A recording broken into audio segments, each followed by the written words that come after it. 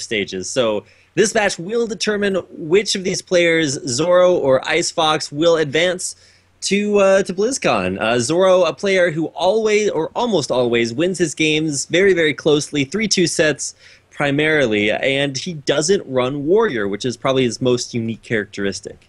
Yeah, exactly. And I'm sure you're happy with that. We're not going to be seeing any Patron Warrior out of Zoro. I'm pretty sure that Icefox was running Patron Warrior. Most of the people in this tournament have been running Patron Warrior, although we can't remember every single player's decks. It's kind of a blur at this moment, all these matches merging together. As far as this match goes, I would say Icefox is a little bit of a favorite, little bit of a better player, in my humble opinion.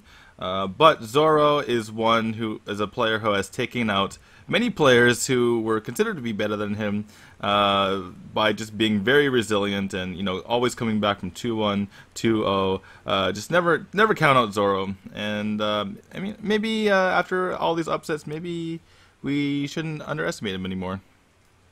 Yeah, definitely not going to underestimate him by any means, and that is going to take us into our first game. It is going to be not the secret paladin, the mysterious challenger. This is going to be the spammy Silverhand recruit paladin. So you're going to see Murloc Knights, you're going to see a bunch of craziness, a lot of stuff on the board. Of course, this will be going up against Face Hunter.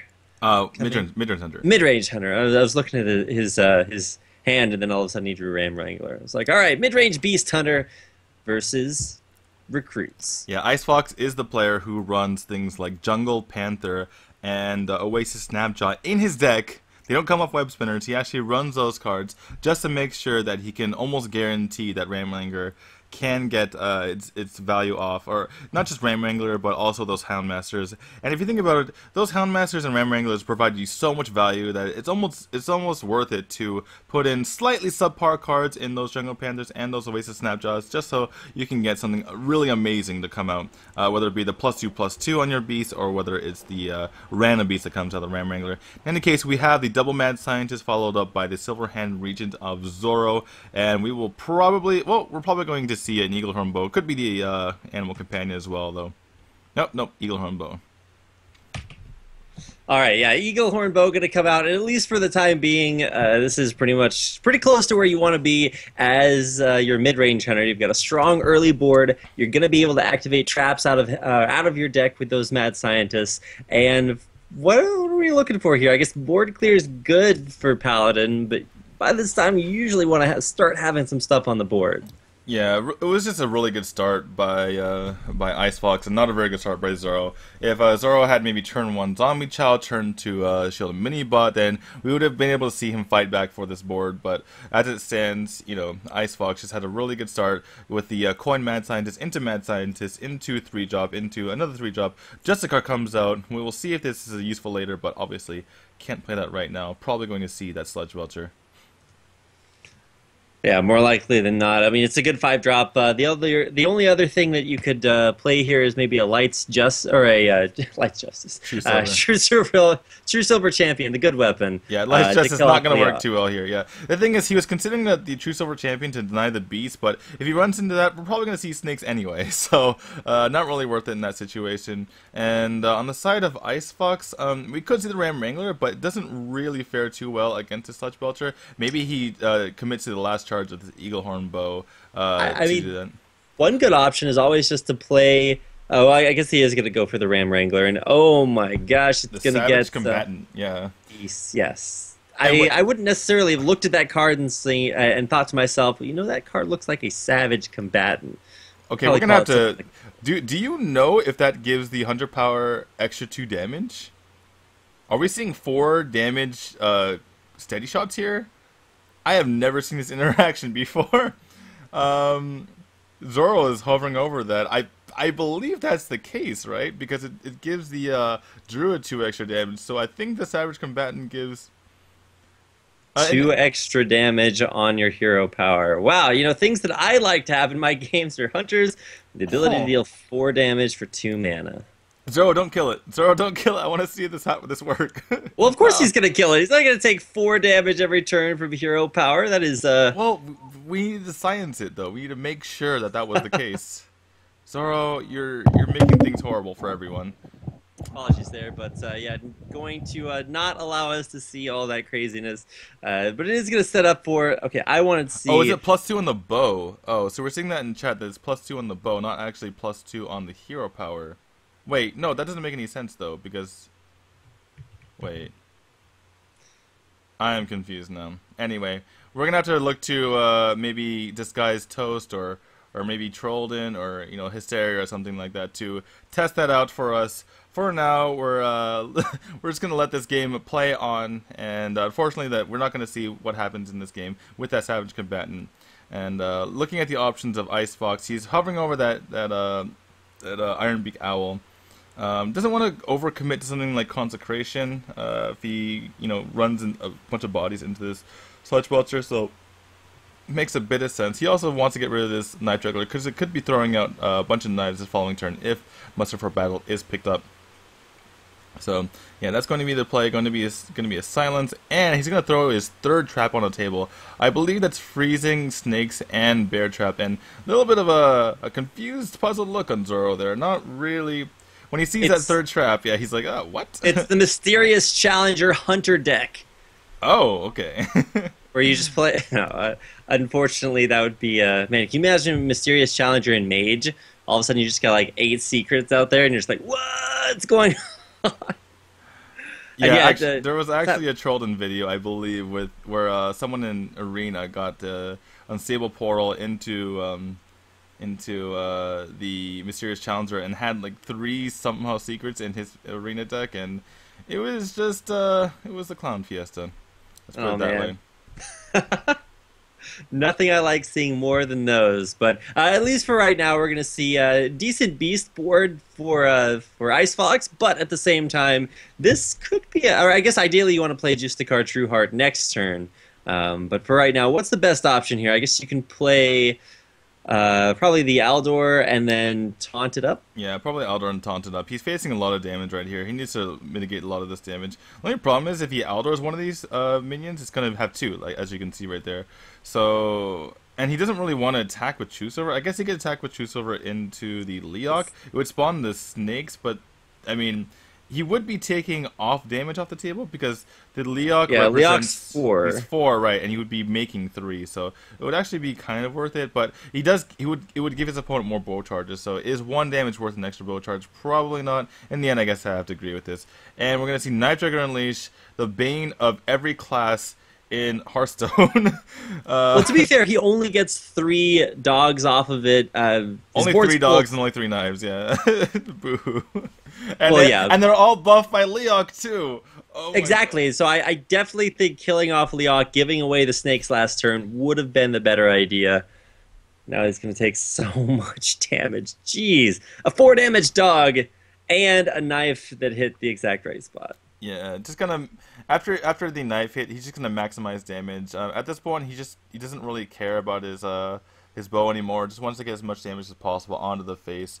I mean, this game could be over this coming turn anyway, and yep, that's gonna be it. No consecration, no taunts, nothing to deal with it, and there you go. Yeah, that was the reason why I had no consecration is because he used it earlier because of all the pressure that was put onto him by Icefox, and that's what can happen when you don't pick up, things like Shield Minibot, things like your Zombie Chow, in order to fight back onto the board.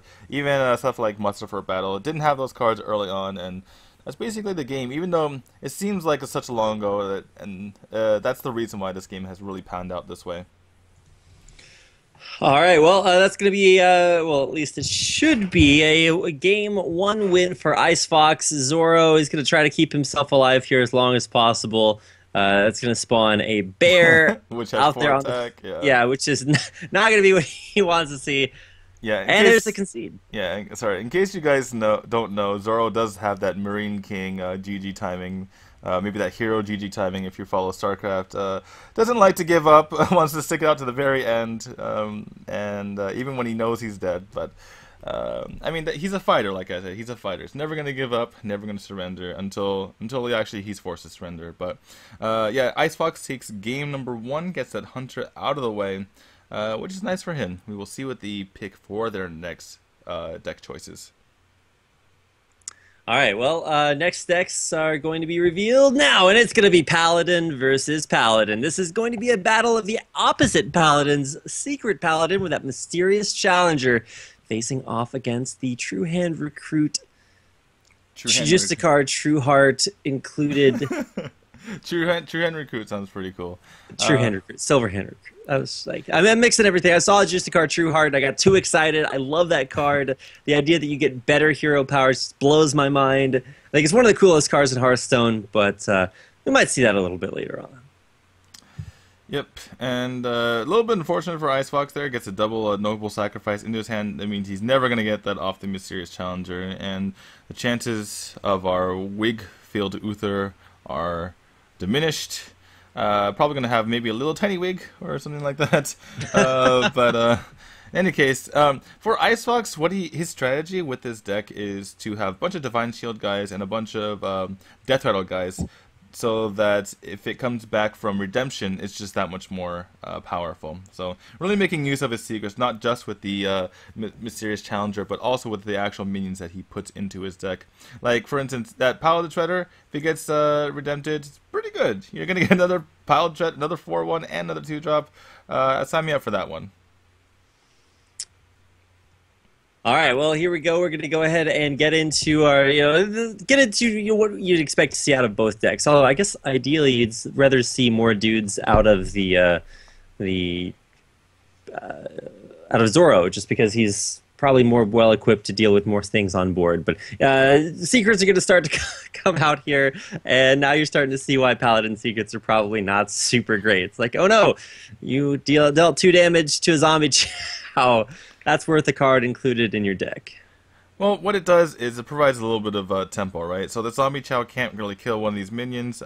Now it allows this Argent Squire to trade up into the Zombie Chow, gets to play this Paladin Shredder, and on the following turn, maybe he can go, even if he doesn't pick up anything, he can go Hero Power plus a couple of secrets. That's also annoying to Zoro. And then Zoro's like trying to catch up, and then boom, Mysterious Challenger, and that's...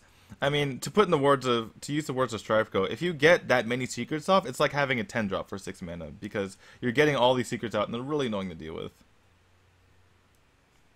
All right, well, there you go. It's going to be a pretty good setup. I guess neither player really too far behind. They both got really big answers coming up, whether it's Justicar True Heart on turn 6. Maybe that's what you want to go for there. And, of course, turn 6, next turn, actually, for Icefox, will be...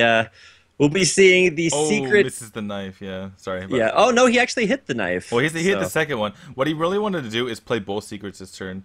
Because he's seeing if he hit the knife with the Pilot Shredder first. And if he hit the knife, then he would have probably played 2 secrets so that he can get maximum value out of his Mysterious Challenger next turn. But was that top deck Consecrate? Yeah, speaking of maximum value, that's one way to get it out there. However, this is going to be the Mysterious Challenger turn. How many secrets do we see? 4 secrets. Yeah, the Noble Sacrifice. Yeah, sorry for cutting you off. The Noble Sacrifice is still in hand, so that's very sad. You see him like hover over me, like, dang it, I really wanted this to be on the board too, but kind of gives away that it's in his hand right now. But a little bit unfortunate there. All right, but not in a terrible position is Zoro. He'll be able to Aldor the 6/6, which shouldn't be too terrible to see. He does realize whatever he plays is going to have its health reduced to 1, though. So here we go. We're going to see the chain of Paladin secrets. Or I guess we only really see the chain if something attacks. But here we go. 1 and 2 and... does buff it to a 2/7. Yeah, typically we see a bunch of the secrets go off if the Noble Sacrifice goes off, because then you see the Avenge and then you see the Redemption as well. So that's typically what happens. And the top tech Dr. Boom, and that's obviously one of the best things you can see here. This right on curve. Yeah, this Oasis Snapjob Mysterious Challenger is going to do some work on these dudes, and yeah. Except it's not a beast, D2. No, it doesn't have the synergy. What do you mean? There's a horse in that portrait. You can see it right there. Well, in that case, Wolf Rider is going to be a beast too. That wouldn't be OP or anything, but unfortunately, yeah, neither of those beasts. Well, he rides on a wolf. I mean, horses are more beastly than wolves. Come on. Are you kidding me? Horses are like domestic. Wolves are like the beastiest of beasts, man. Oh, I just want to win this argument. Anyway. Well, speaking of winning things, Icefox getting dangerously closer and closer winning games. He's going to pop a bunch of these Paladin secrets here. We get the Uber Boom Bot. Yeah, I mean, I like this play by Zoro. He's just going to set up this secret and then play, yeah, and then get this redemption off, and then he's going to equality and clear this board all the way. It feels good, man. Feels good if you're Zoro. It doesn't feel so great if you're Icefox. Yeah, got to Suigen's that correctly. Got to hit the Boombot last so that your guy doesn't die. But yeah, taking control of this board, and Icefox has 3 1-drops in hand. Not the best place to be. Yeah, and at this point, you're starting to see one of the weaknesses of Secret Paladin. If you run out of steam, if you play all your secrets, there's no real comeback contingency plan. I mean, Dr. Boom's one of them. The second Mysterious Challenger, how many is it going to be? 2, maybe? Oh, yeah, 0. I think it's 1. Wait. Yeah, how many do you get? Yeah, just 1, because he played 1 earlier. There's the third one, or the second one, and then he's got 2 in hand. So, yeah, second Mysterious Challenger, not quite as not quite as good, yeah. I mean, you probably don't run 2 of everything as well, so, but, I mean, Zoro looks a little bit pain, but he's in a fantastic spot in this situation. Obviously, you don't want to see your opponent top taking 6 drops when the average quality of their deck is much, much lower than that, but I think Zoro is in prime position to take this game. Yeah, Zoro definitely in a good spot. He's got a 6/6 out there, or he's got he's going up against a 6/6 on the board, which shouldn't be very difficult to deal with. He's going to be able to pop most of these Paladin secrets.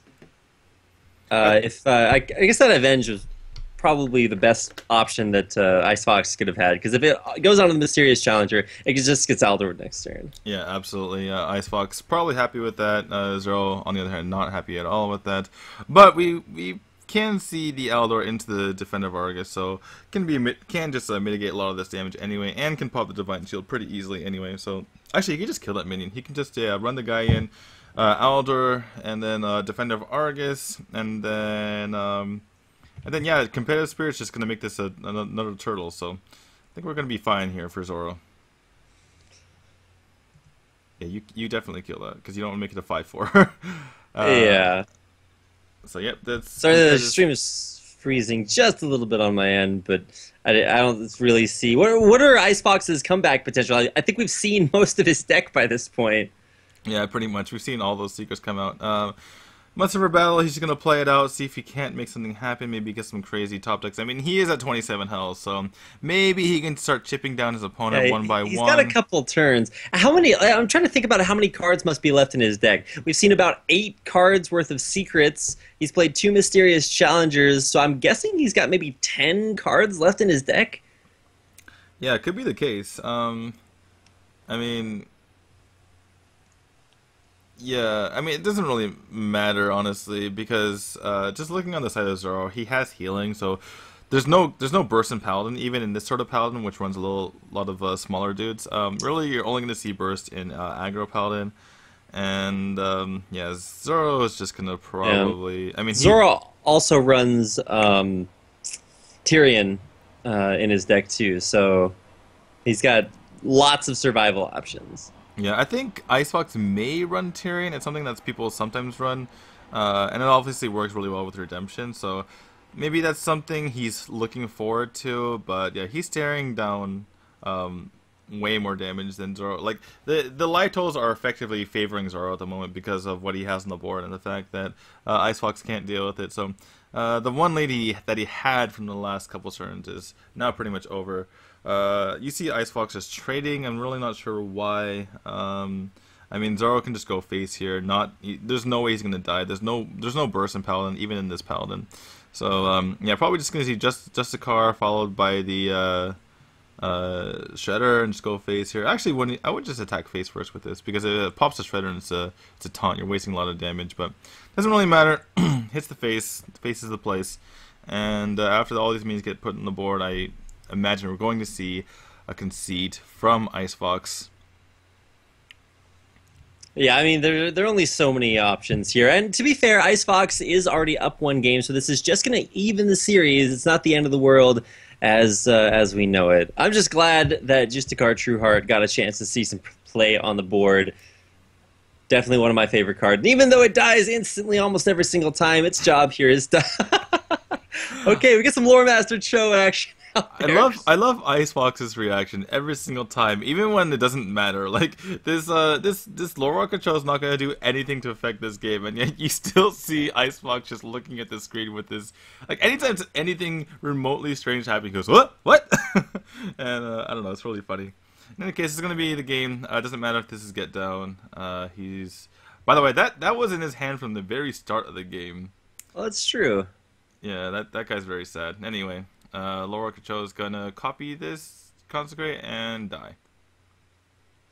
All right, well, there we go. It's going to be the end of the game there with Zoro picking up his first win. So tying the series at 1-1 could go the distance here, but will we? I think we had a 3-1 for our first set, or for our previous set, and now we're back at being tied at 1-1. So Icefox, you see him deep in thought. What deck is he going to bring out next? Yeah, definitely really important to think about which deck to bring out next, because when you're at that 1-1 score, really it makes a huge difference what deck you bring out to be able to, either snipe a win or make sure that you're. I mean, typically one player has something that's polarized in these matchups, right? So what you want to do is make sure that you don't run into the unfavorable matchup in that situation as one player, and that you do if you're the other player. In this case, we do have the Paladin again for... looking at this Paladin doesn't look like it would be a secret, the Master of... or sorry, not Master, the Mysterious Challenger Paladin. But, yeah, that's... those cards are in this deck, guys. Anyway, I'm going to see Zoo against Mysterious Challenger Paladin. Who will win? It's a very, actually, even matchup. Yeah, and so for the zoo variety, this is more of the demon zoo, so less of the old school season 1 Reynad zoo. We're just gonna have a little bit more versatility there, looking to get double Doom guards out through Doom Callers and Void Callers rather. Doom Callers. Well, I guess they're used to call Doom Callers. Whatever. They call the Doom. They call the Doom cards, so they're pretty much Doom Callers. I mean, let's be real here. Well, ideally, that's what you want: Doom guards or Mal'Ganis, something along those lines. Yeah, exactly. And are we going to see Icefox commit to this Night Juggler, or just do it? Looks like he can't really wait. He needs to go for the Ice Juggler. I guess he would be juggling ice coming from Icefox, but the Ice Juggler. I don't know. We saw what is it? The Ice Rager, the new version of the yeah, we saw that coming up the Disable Portal. Wow. Yeah. I mean, I wouldn't see it. I wouldn't expect it. It's kind of like that Oasis Snapshot. You expect it to come out of a unstable portal, but then it's actually included in the deck. Probably not, though, with Ice Rager. Although it does synergize with Icefox's name. I'm trying to. I want to see Icefox run like one of these theme decks where it's just all like frozen minions or freezing effects, stuff like that. 100% win rate. You can name yourself Icefox. Yeah, could be the case. So in the previous turn, Zoro was debating whether or not to go for the YOLO Knife Juggler, try to get the snipe on the other juggler. Decides to go for the more safe play and push and put his his egg on the board and then power overwhelming. But that leaves him with a little less power on the board, and now he's gonna have to go for Void Caller with no demon in hand. Yeah, and this is where you kind of have to, bluff a little bit. Say, look, I'm going to play the Void Caller. I totally have, like, Mal'Ganis, Jiraxis, and 2 Doom Guards in hand. So, hit me with your best shot, fire away kind of deal. But instead, Icefox is definitely going to go with the better option. Just say, I'm going to leave your Void Caller alone and hit you in the face. Yeah, absolutely. Just leave it alone for now. And, ooh, Void Terror can do some work here. Oh, man. But he doesn't have another demon in hand, so it's not the best option to go for. Yeah, true. You can always just activate just the Nerubian Egg. That's still a really good option to go for. But that's a huge giveaway that you don't have a demon in your hand. And then all of a sudden, the Void Terror just has this giant target on its face. It says, "Kill me now before I get demons in my hand." And even killing the Void Caller right now is actually still a good option because it plays the Void Terror unactivated. Yeah, exactly. But yeah, if you saw I'm sorry for the lag there, guys. Anyway, if you saw the Void Terror before, it would have a lot of health, but it wouldn't be 7 attack, so it wouldn't even make sense to, or it wouldn't even get BGH. So if you saw that on the egg only, if Icefox were paying attention, he would know that there's no real reason to do that. There's no real reason to not make your guy bigger and get the demon out of your hand, even if it was something like, you know, Flame Imp. But looks like he's going to pop it right here. He really has no choice. Sees that as the Void. Terror, not too upset about that at all. And Icefox has one of the weirdest hands if you look at his hand. I was about to remark on this earlier. He has one of the most dense hands you're ever going to see from a Mysterious Challenger player. But then he got that Divine Favor. Again, sorry for the skip forward, but yeah, we saw the Blessing of Kings and the Argent Squire. And now we're coming into Knife Juggler Implosion, the little cousin of Juggler Unleash. I guess the 4. Wow, and Icefox cover his eyes, does not want to see this. Oh man, it's so terrible. 4 knives, 4... Luckily this isn't Unleash the Hounds, so at least the imps can't attack this turn. But yeah, still 4 daggers to clear off the board, and he will be able to clear off the board with a couple more attacks. Yeah, a little bit worried about Consecration, but when you can completely take control of the board in this fashion, it just feels really good, right, obviously. And it's really funny to me that Knife Juggler is a card that has been around since the very, very beginning. And it's just always good. Yeah, it's always been amazing. And especially kind of like Azure Drake. Like, you've always seen Azure Drake be super playable. Yeah, and not a whole lot to do here for Icefox. Just sadly just plays on that Harvest Golem and makes a hero power. That double Divine Favor in hand, not doing him any favors at the moment. Yeah, when it's like when you Divine Favor and you have more cards than your opponent, like draws them cards. Not the way it works, but kind of the situation he's in. It's like, well, I'm not gonna draw anything off of this. So double Divine Favor, never really 2 cards that you want to have at the same time. Yeah, for Zoro, he gets the snipe off. So probably going to, well, what do you? I guess you could trade off these imps and get a bigger board onto the field. The other option is to maybe trade off your Void Terror and just put... Okay, he's going to go with the higher attack minions. Make his board a little bit more dense. Still a little bit vulnerable to Consecration, but... oh, okay, he's just going to completely commit to the board. He's like, well, I'm going to make you top ticket against me. Alright, well, 22 health versus 20 health. 0 cards in hand, and yet definitely emptying your hand a good option to have versus... the now completely ineffective card draw of the Paladin. He's going to have play Dr. Boom, but that's not really going to do much against so many low health targets on board. I guess Boom Bots are a good way to clear them out next turn, but geez, so this is why you call it Zoo. This is why you call it Zoo, and it works really well when your opponent doesn't have any AoE to clear your board.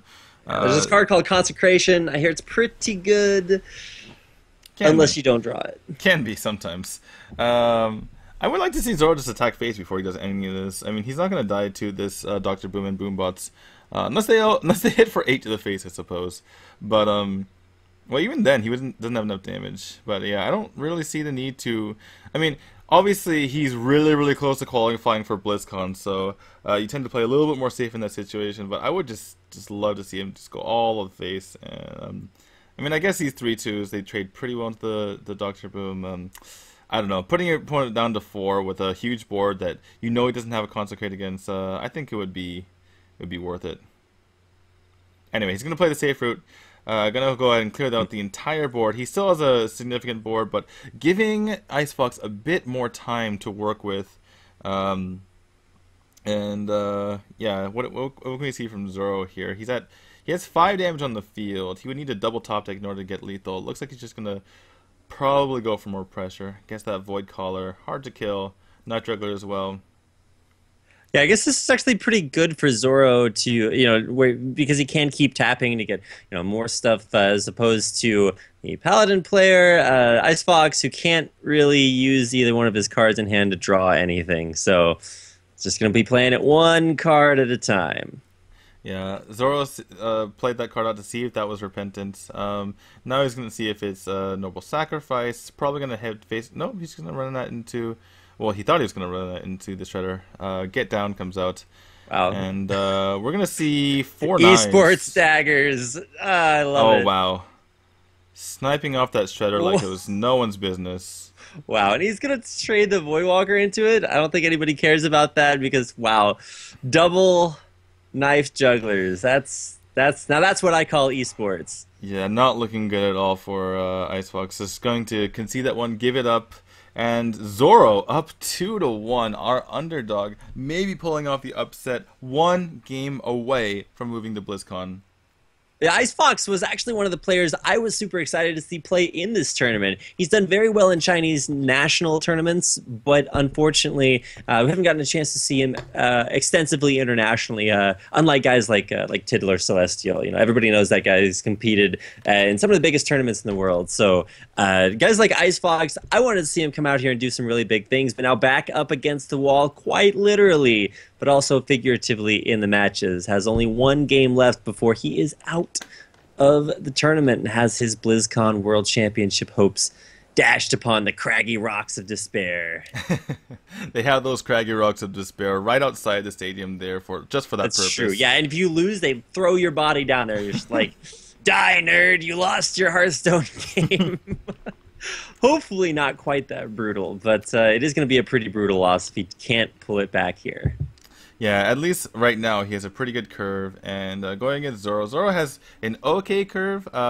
He does have turn 2 Wild Growth into Coin 5-drop, and then 5-drop after that. Pretty good, but going to be facing down a lot of pressure nonetheless from this Paladin.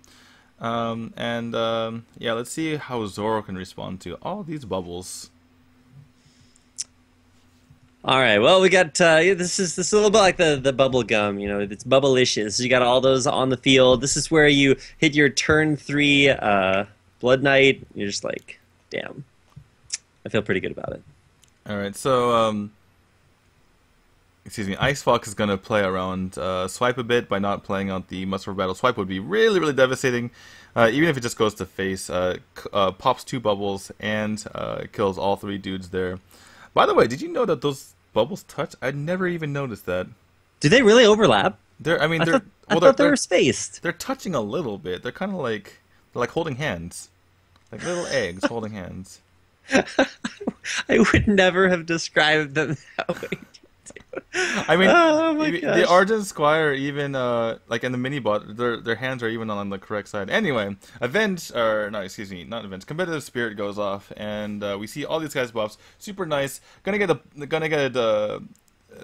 Blessing of Kings onto this Argent Squire, get a great trade, and hit That's for what 5 Blessing of Kings is meant to do. It's like you preserve your dude with a bubble, and then you just blow it up. Like, oh my goodness. All right, well, that's one way to do it. And here's Azure Drake card we were just talking about, just trying to get some of this draw. The ramp not quite good enough for Zoro, and it should be mentioned, this Druid for Zoro is his best class by far. He was undefeated on Druid until yesterday, and has that's pretty prestigious coming all the way through this tournament. BlizzCon hopes on the line here, and Druid probably his best idea to go for. Now he's facing off against a very difficult board to deal with. Yeah, saving that Druid for last. As you said, one of his best classes. And on the side of Icefox, I mean, probably going to see him trade off this Drake. Otherwise, you get really, really wrecked by swiped. Well, not super wrecked, but it's still much, much worse than just having the normal swipe. So, yeah, going to trade this off. Also, the Keeper could take care of that Ardent Squire as well. I mean, you could see him go to face. We do see the swipe coming out of hand right now, but like I said, since he got that trade-off earlier, it's not going to do quite as much. Reaching for that Force of Nature. And yeah, Icefox is in a fantastic spot, at least in this game. Has a Mysterious Challenger coming up. If he plays that, it's gonna have 4 secrets. Gonna build that wig, build that partial Christmas tree, and will be pretty hard for Drew to come back from that. Yeah, and just when you have to use Force of Nature, just the full wig. Sorry. Sorry for cutting out there. I mean, technically the full wig is 6 secrets, but then you're playing eye for an eye. Then you're playing eye for an eye. Yeah, sorry. For some reason I thought that 2 of the secrets were gone, and one of the one-ofs was gone. But yeah, I guess the full wig, full Christmas tree, and Zoro cannot be happy about that one. You got Competitive Spirit, Repentance, Redemption, Noble Sacrifice, and is that all of them? Did I say 5? Avenge. Avenge. Yeah. Okay. There we go. All 5. I don't want to say good secrets, but he's going to pop a few of them this turn. He's going to at least get down, and probably, I guess he can't really... I mean, he knows exactly what they are, so... Yeah, it's not really a secret when you know they have every secret. He really wanted that to go on the Mysterious Challenger so he could BGH it, but no such luck. Get Down's going to come back. We have a 6-5 mini bot that's pretty much impossible to deal with, and likely going to see a concede from Zoro. Yeah, 10 health, no way to clear the board, and he is out of here. Concede coming out from Zoro, and that's going to tie things up at 2-2. Yeah, excellent series so far. As expected from Group A, most of these matches have gone the full 5 games, and very, very excited to see this one. Going to go down to the wire. See Zoro's Druid against, what is it, the patron, I think, of Icefox? Icefox does play patrons, so I guess that would be his last deck. Yeah, and he already won with the mid-range hunter, so gonna go to the final game, a classic matchup, Druid versus Patron. Very, very even matchup. If you guys didn't know, if you guys are just raging against Patron, it is pretty even. Druid has a very good win rate against it, so what better could we ask for than a matchup that's gonna go down to the decision-making of these players. All right, yeah, all the way. It's going the distance. I'm kind of glad that we saw a 3-2 here because it means that nobody just like stomped the other guy. Is close all the way up until the very end. And here we go, Zoro's patron, or not Zoro's patron. It's going to be the patron warrior for Icefox, and Zoro bringing out once again his druid. Yeah, it looks like a pretty good starting hand for Zoro. Gonna go turn 2 Wild Growth and the turn 3 Paladin Shredder, and he has several draws to draw into a 5 or 6 drop. Even if he draws a couple 5 drops, that's good as well. If just go into a 4 drop and 3, 5 drop and 4, 5 drop and 5, and then go into that Dr. Boom. Pretty good curve for him. Let's see if Icefox can come up with something like getting patrons out, because as good as the Druid start is, as good as that ramping can be, getting 4 patrons on the board can put a huge halt to that. All right, well, it's starting to look at opening hands. What are we going to see? I actually didn't see everything. All right, so double Battle Rage. I guess not too terrible to have in your opening hand, but... Yeah, I mean, if you talk to pros, they almost universally mulligan Battle Rage out of your opening hand. So seeing in your opening hand, not the best thing to see. Obviously, you do get that card draw if you get something off, but typically that's not the case. So Icefox is definitely not happy about that one. And yeah.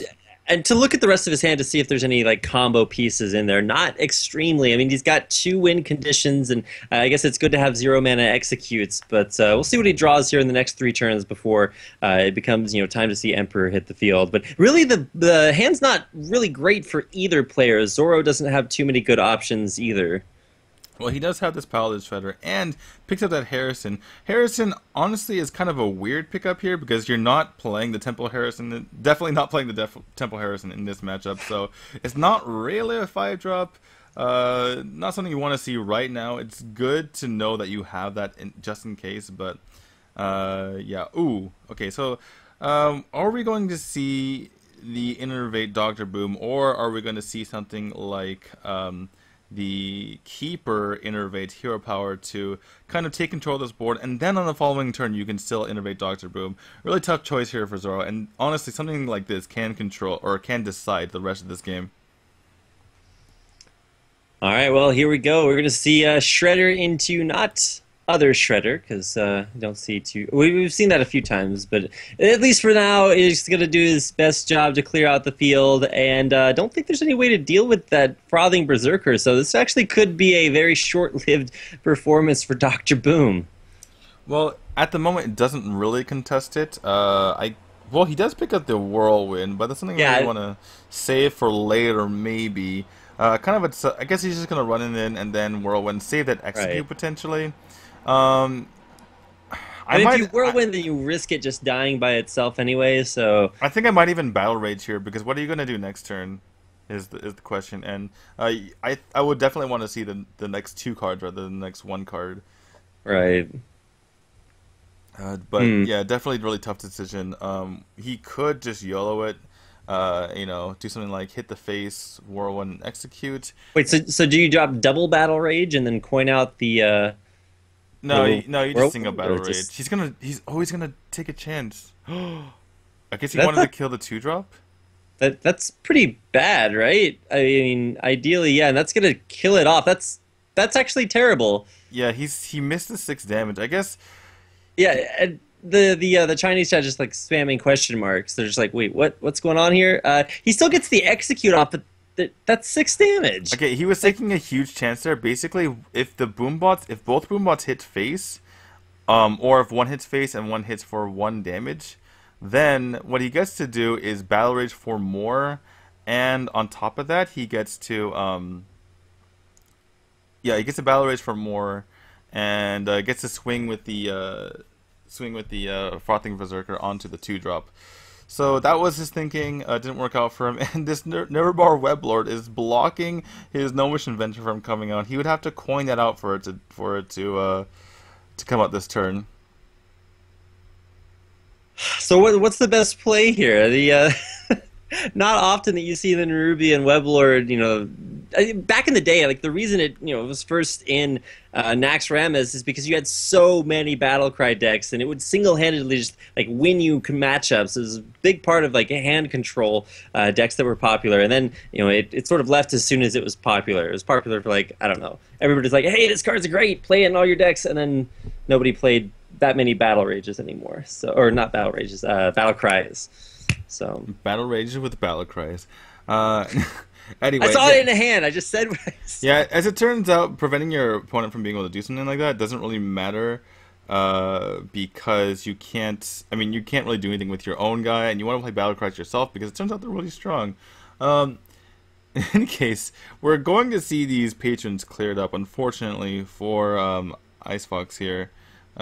He took a huge gamble there, basically hoping that there's no removal on the side of Zoro, but there actually was, and I don't really like that gamble. I think it would be more. I think it's better to take the gamble of I'm going to eventually be able to draw into something that'll help me propagate these patrons, because he's down 1 frothing, down 1 patron, and he's down to his last patron basically in order to take this game away. And that's really the win condition for patron versus Druid. You get your patrons out, and Druid can't deal with it, and you basically just chunk him down for the rest of the game. And now he's looking for not only his last patron, but a couple of activators for him as well. So, I mean, once it gets to this position, Druid is in prime position to take the game. And as you can see, really locking out the game. Even 7-mana Lothar better than anything coming out of Icefox's hand at the moment. All right, yeah. Even with Lothab coming out there, like you said, it's gonna deny any sort of crazy whirlwind attempts there, and it's actually kind of interesting because not only do you have a higher cost spells, you also have higher cost battle cries too. So this board right here from Zoro prevents playing most card combos that Icefox would want to go for. Yeah, almost everything is right except for that Warsong Commander, and that's not really coming out right now. You might see the Cruel Taskmaster for 4 just to clear out this Keeper of the Grove. But the worst thing about the situation is one of the best cards that Icefox could draw right now is a weapon, but Zoro is holding Harrison Jones. So there's really almost nothing you can do in this situation, and honestly, I think he put himself in this situation because I think Zoro had the slightly better starting hand, but there were ways for Icefox to finagle his way out of it, I believe. By preventing most combos, I believe I meant that there were no 2 cards that he could play from his hand because everything was so expensive. Not that there were obvious combos that he was going to go for there, but the idea is that the cards on the board controlled most of Icefox's hands, and it's pretty impressive to see because it's not often you see such complete control just from a couple of cards. But there we go, board completely cleared out, and Zoro on his best class doing pretty well with it so far. Yeah, don't need to worry about Twitch chat. They get mad at everything. But in any case, we do. What did we see? We see a Harrison Jones. Turns out that Druid doesn't have any weapons, Rapid, so that's not going to do very much for him. He's probably going to have to slam to cycle, and if it misses, he's going to have to battle rage to cycle. He's facing a lot of damage. How much damage is that? 9, 11, 12. So any sort of damage coming from the... Oh, he's going to actually play out a War Song just to get more cards. Actually makes sense since he does have that second War Song. But he's using so many of his resources, and yeah, not looking good at all for Icefox there. Let's see if Zoro can pick up the win here. Is that lethal? 7, 8, 9, 10. 2 damage off lethal, I believe. So not quite yet, but I mean he's controlling the board by a wide margin, and it would really, I don't even know what Icefox would need a top deck for him to come back in this game. Patient wouldn't do it, but yeah, it looks like Zoro's not even gonna play the. Oh, he's gonna play the Druid Claw. Sorry about the skip forward there, but yeah, Icefox on his last rope here. Yeah, no brawl to be able to come back from this. No, no board clear in hand, and yeah, I think he's just gonna reach himself for that concede button, and that would mean that I don't think he wants to admit it. He's continually looking for options. Is there any way that he survives here? I don't see it. Well, okay, let's see. He can go War Song. He can play all the cards on the right side of his hand, which would obviously cost 8, and then we'll just see him go for it. He's obviously thought about this for a couple seconds. Go for the frothing. The only problem is that you can't get through this without using the frothing, which means you're dead on board. No, he can interrage the raptor there, so that's what he can do. He can toss his frothing away. Has a single Harris in hand. Looks like he's going to coin armor up, but that's pretty much game. You can't make anything happen if you don't have any Warsong commanders left. Zoro could literally just run his. Oh, that's going to be game. Anyway, so I was gonna say he could just kill the Warsong and then he would win the game automatically. But Force of Nature will do it as well, and Zoro is going to Blizzcon. He is your 3rd qualifier from China. All right, so we're gonna see so far.